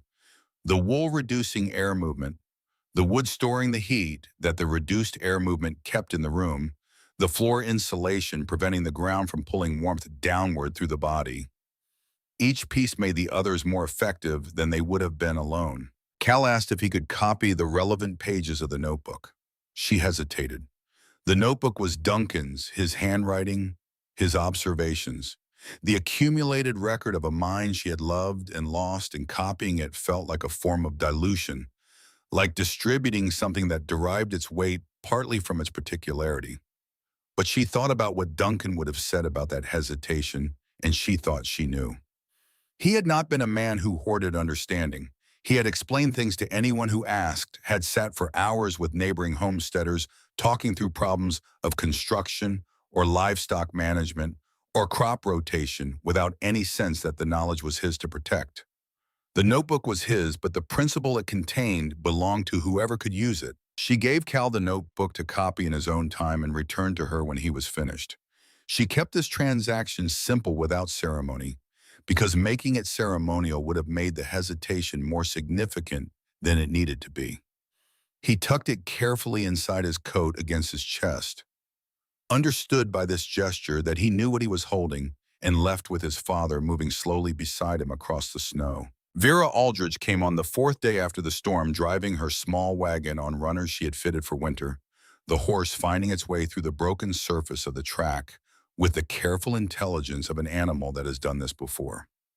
She brought with her a covered pot of bean soup that was still warm from the morning fire, and a look of quiet assessment that Agnes had come to recognize as Vera's version of concern, not anxious, not pitying, but attentive in the specific way of someone taking inventory of another person's actual state rather than their reported state. Vera came inside and stood in the channel and felt the air and looked at the walls in silence. She did not put her hand on the wood. She did not need to. The air in the room was an information enough for a woman who had been paying attention to the relationship between shelter and survival for 60 years. She looked at Agnes directly and said, "Robert would have wanted to meet your husband." Agnes accepted this as the tribute it was. She set the soup pot on the stove surface, and they sat together in the narrow channel and ate from the same pot with the economy of people who know that warmth and food and the company of someone who has not judged you are not three separate blessings, but one, and that it is enough. While they ate, Vera told her what the community had looked like from her position 2 miles to the east. The chimney smoke she had watched during the storm from her window, counting the plumes, accounting for her neighbors. The way you account for people when the weather has made everything uncertain. She had watched Agnes's chimney with particular attention. The smoke from Agnes's stovepipe had been thinner and steadier than any other chimney in the valley, not the thick, urgent smoke of a fire being pushed hard against the cold, but the controlled output of something burning at a considered pace. Vera had noted this on each of the 3 days. She had not known what it signified, but she had known it signified something. George Pell came in the days that followed, this time alone and without Clara, and stood in the channel examining the corners where the planking met the sod, running his thumb along the gap to feel how the fleece was packed, pressing the oilcloth section with his fingernail to test its tension. He was doing what skilled people do when they encounter a solution to a problem. They understand not admiring it, but reverse engineering it, taking it apart in his mind to understand how it was assembled so that he could reproduce it. He asked her about the depth of the cavity and whether she had found any point along the walls where the fleece had compressed too much or too little, and she answered honestly 2 sections of the west wall where she had overpacked and reduced the loft, which she believed had slightly reduced the insulating value, though not catastrophically. He nodded and looked at those sections with the careful eye of someone filing information away. Before he left, he said, "I've been thinking about your fire management, the small fire. I think you could do the same thing with a stone mass behind the stove. Build a surround of flat river stone mortared and let the stove heat the stone instead of just the air. It would hold longer than the wood, and you could reduce the firewood by—" He did the arithmetic in his head. "Maybe a third in the deep cold." He paused. "It's your system. I thought you should know the direction it points." She thought about this for a long time after he left. The direction it points. The principle was not a fixed object, but a vector, something that continued beyond the specific applications she had found for it into applications she had not yet imagined. Duncan had seen this quality in ideas, had said once that a true principle was one that kept suggesting its own extensions, that kept pointing beyond itself toward things you hadn't thought to think about yet.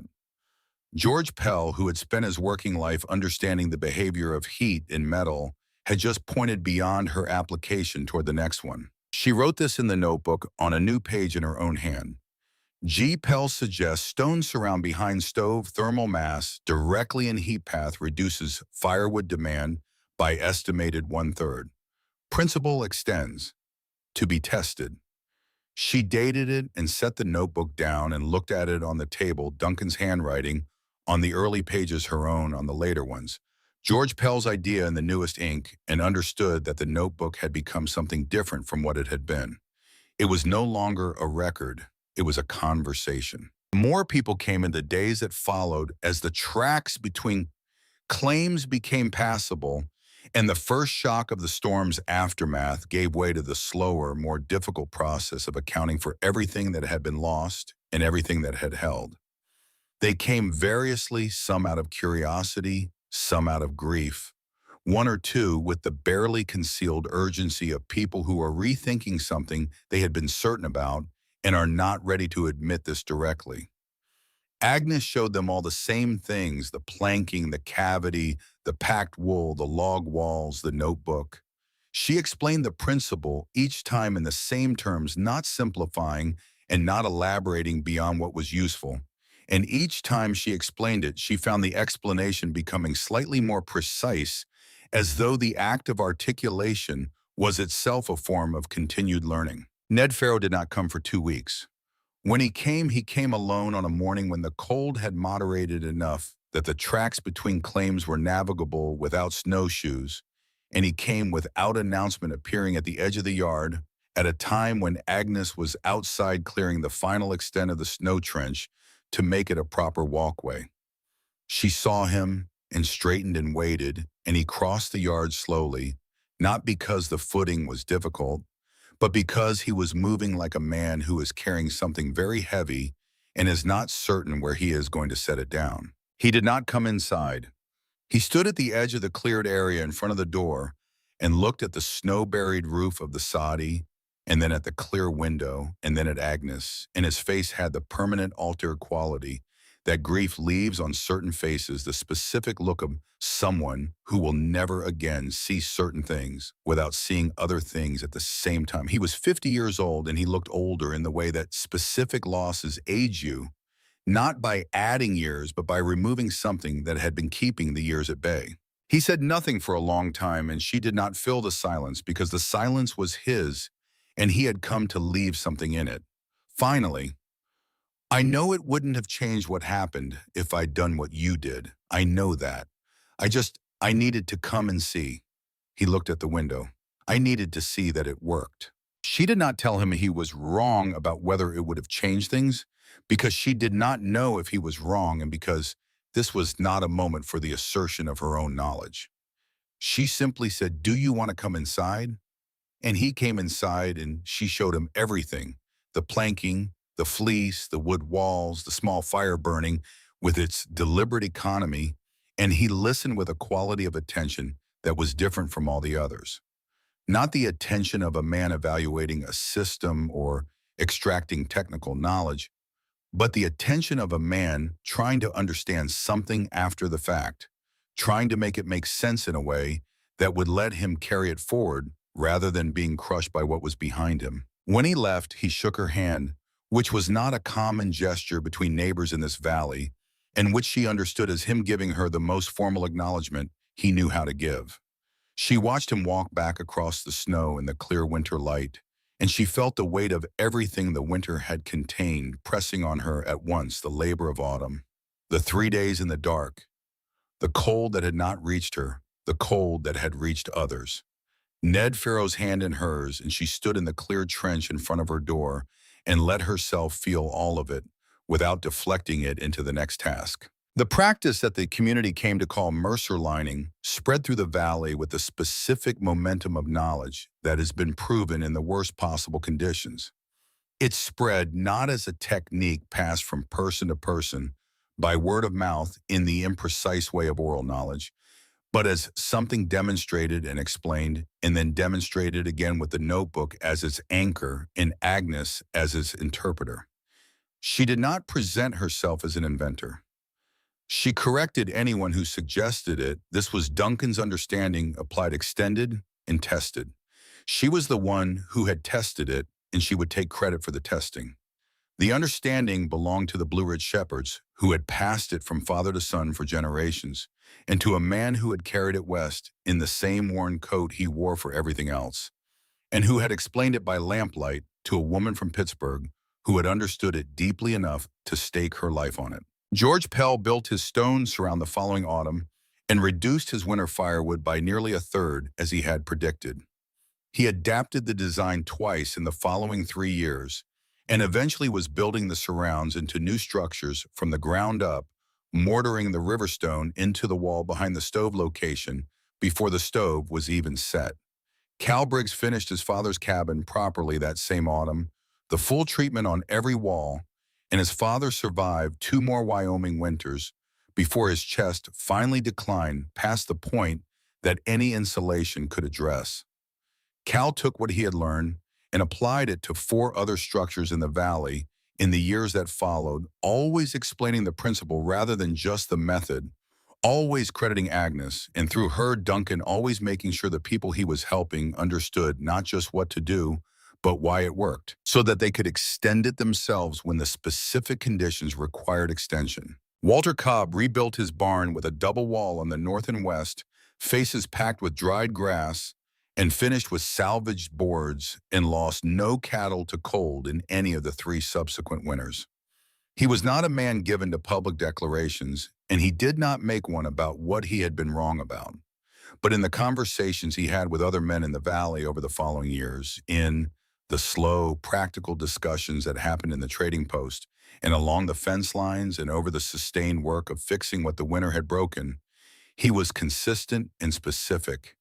He told them what Agnes had done, he told them it had worked, and he told them he had told her it was foolish. He included that last part every time. It was the only apology he had available to him, and he paid it reliably, which was in its way more valuable than a formal one. The spring came as Wyoming springs always came abruptly and with great decisiveness, as though the season had been waiting for the exact right moment to make its entrance rather than easing into it. The snow retreated from the hills first, then from the valley floor, leaving behind the wet, dark earth and the specific smell of exposed ground after long freezing, a smell like roots in time. Agnes opened the door of the soddy to the first genuinely warm morning, warm enough to stand in the sun without a coat. The specific warmth that is a relief rather than a comfort, and stood in the doorway for a moment, doing nothing in particular. She had begun to dismantle the interior wood stacking, moving the logs back outside in preparation for the season, when they would serve their original purpose as fuel rather than their winter purpose as thermal battery.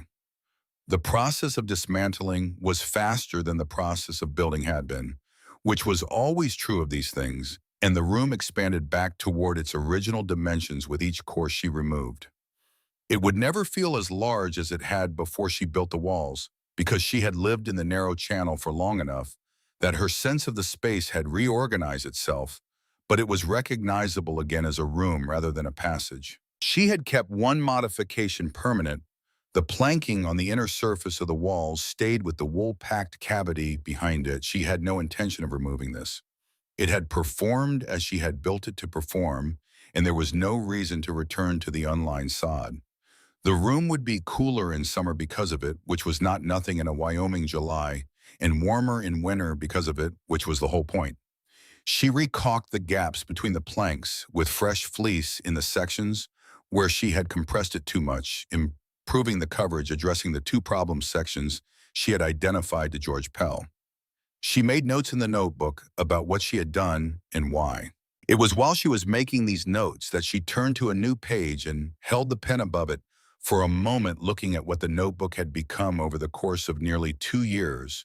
Duncan's observations in his large labored handwriting, her own extension and testing and recording the date of the storm, and the 3 days inside it, and the room temperature, and the fire management, and the wall temperatures at intervals, George Pell's suggestion, with her own preliminary thoughts about how to test it. The pages told a story that was not about survival exactly, or not only about survival, but about the way understanding passes between people and through time changing slightly, with each transmission accumulating precision and application becoming more useful the more hands it moves through. She thought about what Duncan had said once about the difference between watching a thing and understanding it. The sentence had stayed with her because it had the quality of sentences that stay. A person can see a thing happen 100 times and still not know why it happens. And the why is everything, because the why is the part you can carry somewhere else. She had understood the why. She had carried it somewhere else. It had kept her alive, and it had taught 3 dozen people something they had not known before, and it would keep moving through the valley's knowledge in the way that true things keep moving, changing form, but not direction. She wrote at the top of the new page, "Winter 1886 to 1887, what we learned." And then she paused and looked at that word "we" and did not change it because it was accurate. She wrote for an hour, covering the page and beginning a second, documenting everything the winter had demonstrated and everything it had suggested and everything that remained to be tested in the winters that would follow. She wrote about the stone surround. She wrote about the floor insulation. She wrote about the behavior of the system when the fire was interrupted overnight and the rate at which the wood walls compensated. She wrote about what Cal's cabin had demonstrated about the critical importance of the north face relative to the others. She was precise where she had data and honest where she was speculating, marking the speculations clearly so that whoever read it next would know the difference. Outside, the spring light moved across the valley in the long, slow way of spring light that still hasn't fully committed to its own generosity, still half remembering the winter it replaced. The creek was audible again, moving under the last of the shelf ice. The Cobb property in the distance showed the activity of the season figures moving in the yard, the barn in the process of being repaired, its north wall rebuilt. The valley was reconstituting itself from the materials of survival, which is what valleys do and what the people in them do when they are fortunate enough to have the chance. Agnes closed the notebook. She set it on the shelf Duncan had built along the south wall in the section of the room that the winter modifications had left unchanged, where the daylight from the cleared window fell across it in the afternoon. It sat there as it had always sat, an ordinary object, a working document in a worn cover, containing the accumulated thinking of 2 people whose names the valley would eventually attach to a method of building that would outlast them both by several generations. The warmest house in the valley would be known by that name long after Agnes Mercer was gone, long after anyone living remembered why it was warm or who had made it that way, until the name was simply what you called the place, the way the names of things outlive the knowledge of their origins and become just the word for what they are. She did not think about legacy. She thought about what needed doing before summer.